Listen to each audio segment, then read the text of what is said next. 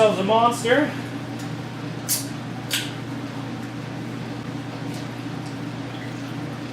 Not sponsored, don't you worry. And then get to work. So we're gonna get to a little bit done here and then be right back at you guys. We're probably gonna start out with the starter, and then the motor, and then the leaf springs. Because if I get the motor set down, then I can use a jack to pick up on the leaf springs one by one. There's a lot of welding that has to be done to this, and I don't want those bushings to be mounted. Then probably drill out the back ones and go from there.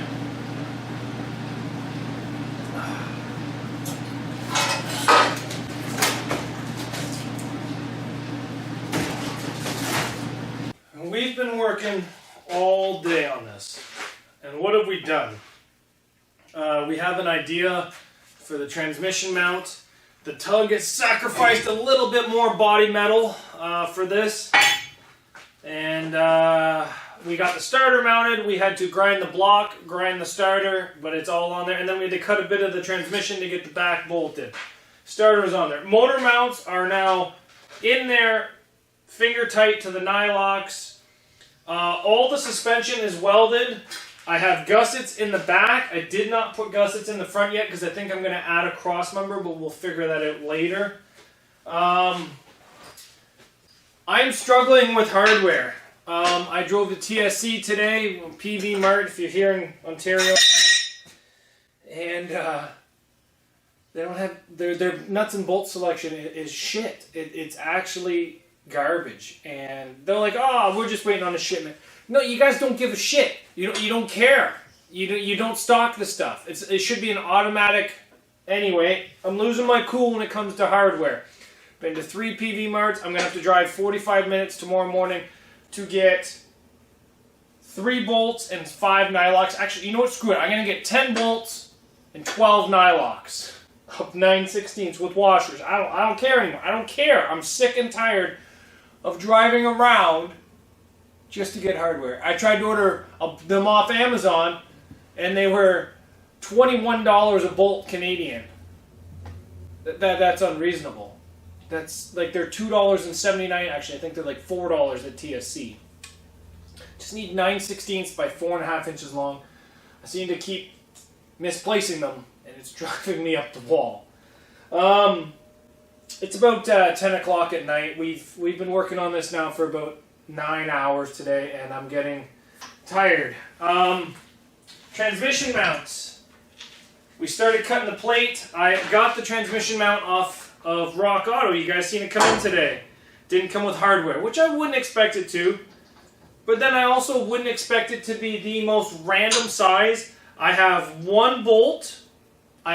It's a Dodge motor mount bolt that threads into the bottom of the transmission. It's the only one I have. I have 1 nut that threads onto these.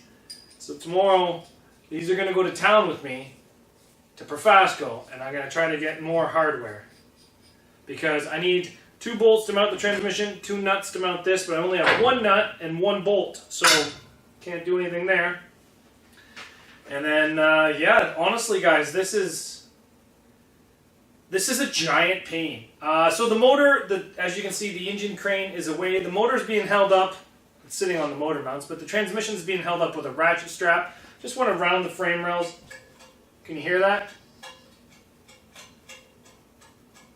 It's very, very tight. Maybe I should throw a second one on there just to make it secure.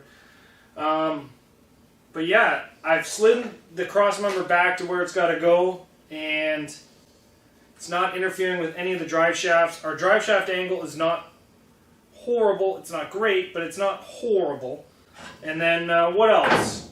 I've started like screwing around with the sway bar mounts up here because I got the front axle where it's got to be. So I started screwing around with the sway bar mounts. I'm gonna have to build something, that's for sure. And but we're gonna get the sway bar hooked up and then go from there. It's just, honestly guys, there's just so much. It's coming together though, you know what?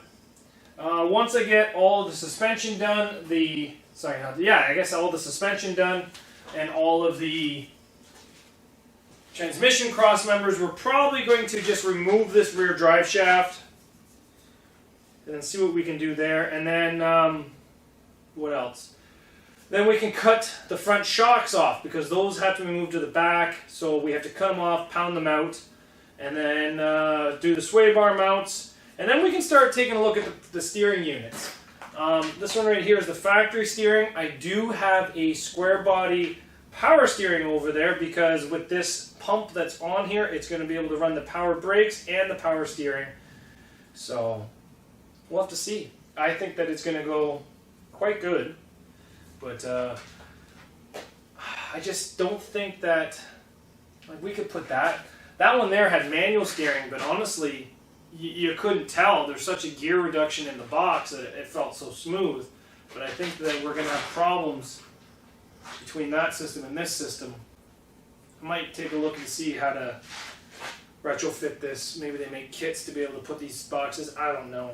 I have to buy more parts. But as it sits right now, the motor is in the chassis. It is sitting on its own weight. I'm not going to bounce that because that cab is moving. I was just going to try to bounce it a bit.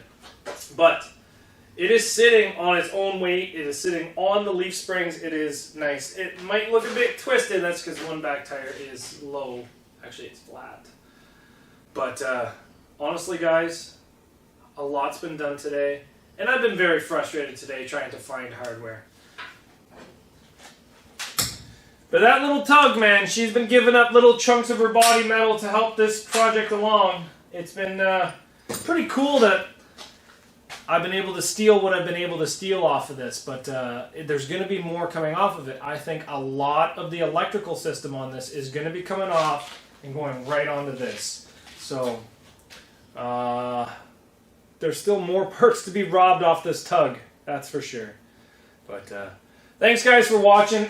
I don't think it was a very good video today. It was mostly just me working here in the shop doing this. We did get a lot of welding done, which was nice, so can't complain about that. I have been having camera problems, so turning the camera on is pretty difficult. It doesn't like turning on. I dropped it and I broke the front of it off.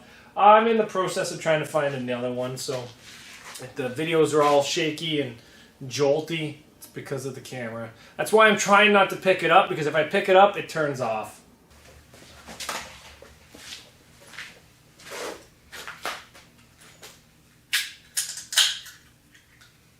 That's right.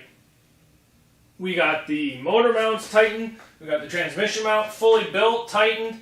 We have the drive shaft pulled out. We have all of our measurements for the drive shaft. We've got all the bolts changed out for the suspension. I think that's a good way to end this.